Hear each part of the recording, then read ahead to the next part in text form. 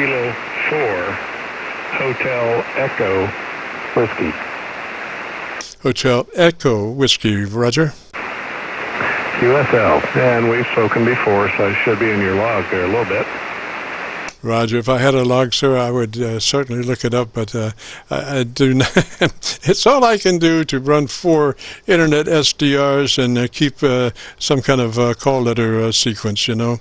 As far as yesterday, I got no idea. Well, it's Friday. It's the end of the week.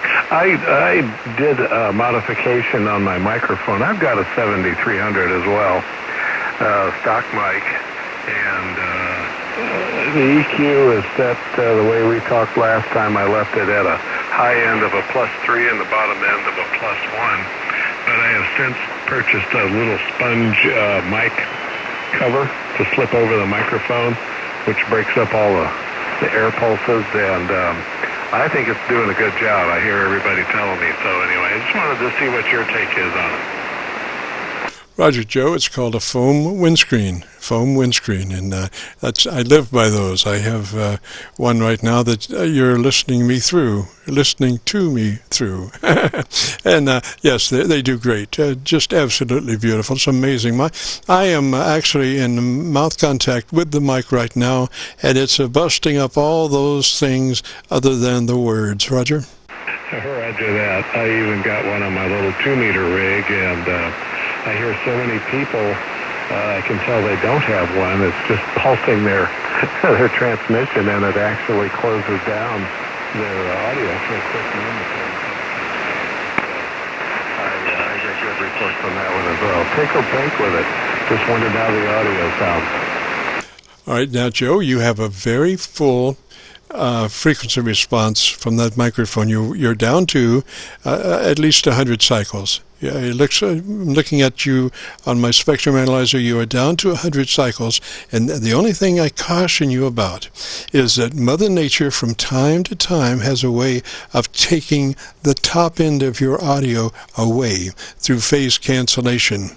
You know, with propagation, we're bouncing off things up there in the air, and not all of the time we're bouncing off the same thing. Sometimes our signal goes on up a little bit and gets bounced back slightly delayed time-wise, so then you have a cancellation because it's coming down at like 180 degrees out of phase, and it starts with the top end. So when you do have this very broad audio spectrum, if you lose that top end, then you're left with all of this bottom. So just for safety's sake, what I normally recommend is, you know, rolling off just a little bit more than, say, where you are, although it sounds beautiful. I'm just thinking down the road and the possibilities of you losing that top end balance, you know, and all that would be left would be that bottom end. So if there's not quite as much of that bottom end, and I'm, you know, probably only talking about a click maybe off the bottom, just to keep it in perspective to the top, Roger? Okay, I think I know what you mean. I've got a +3 on the top end and a +1 on the bottom end. You're saying go to 0 on the bottom end?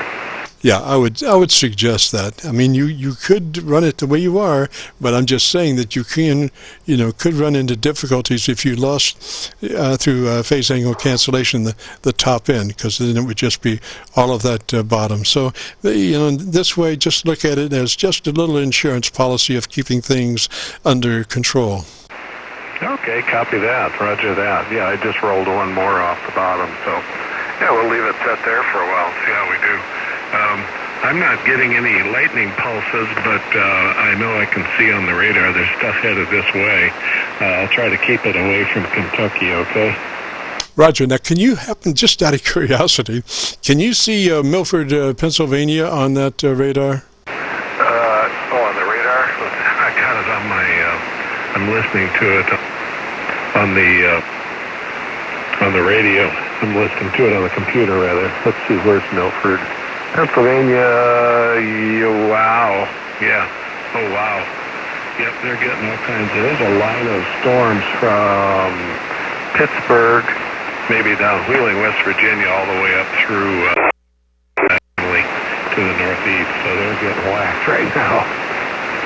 Roger, I was thinking so because I was catching like 10 dB spikes down there, so I was wondering, you would have just a beautiful signal, and then all of a sudden an impulse would come through and just take it down to the decks. So that takes a pretty heavy strike to be able to do that, Roger. Oh, roger that. Yeah, the East Coast in general.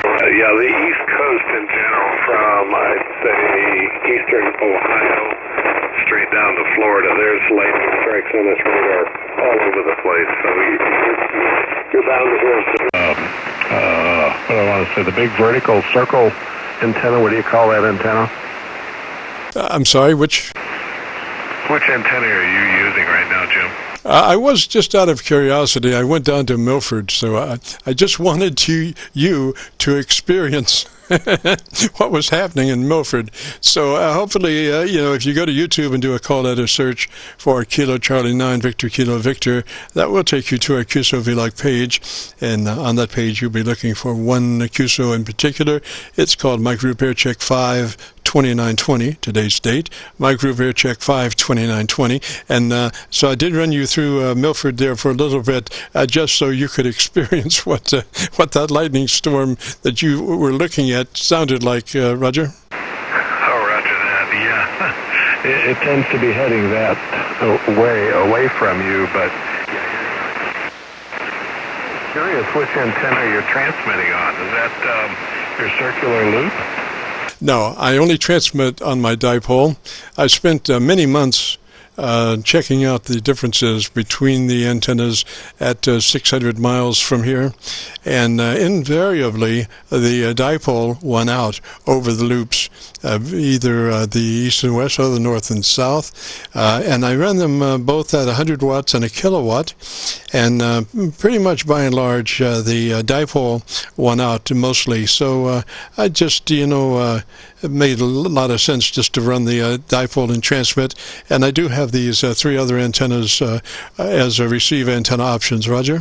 Oh, roger that. Well, I don't have all those options. I'm actually in a motorhome with a quarter wave vertical, the Eagle 1 vertical, mounted on the rear ladder, anchored to the ladder, which is mounted to the chassis, which is my ground. So, and that's all I've got, but I'm kind of pleased with it. It's towards Chicago, but that would put you right about in the left center, so you're still right off the nose of the motorhome, Roger. Roger, so you do detect a little directionality off of your radiation pattern, and I guess you can just drive around in a little circle and change that directional capability?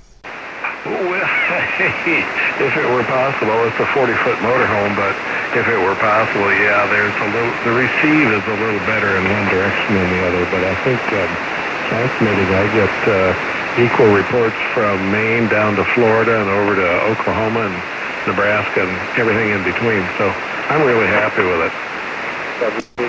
Roger there. Well, gosh, you sounded good. Now, the last transmission, we did lose a little bit of the top end, so I think that would be an excellent example of what I was talking about earlier, about what happens if you have a very broad frequency response in the microphone, and then Mother Nature does a little cancellation at the top end, and what happens. It didn't get really severe, but it did lose just a little bit of top end, Roger. Roger that. Understand what you mean. I appreciate that, Jim, and I'll be anxious to hear that on the Qso-Vlog. I did hear another station in there, so I'm going to say 7 threes this way, Jim. KC9VKV. This is K4HEW. 7 threes, my friend. Roger there, sir. You have a real good afternoon, a great weekend at 3s, and if you get a chance, join us next Friday at 3:30 till 5. We record all the time, and we'd love to hear you. This is KC9VKV, the Friday afternoon Qso-Vlog net. If you got a radio you want to check out, give me a shout.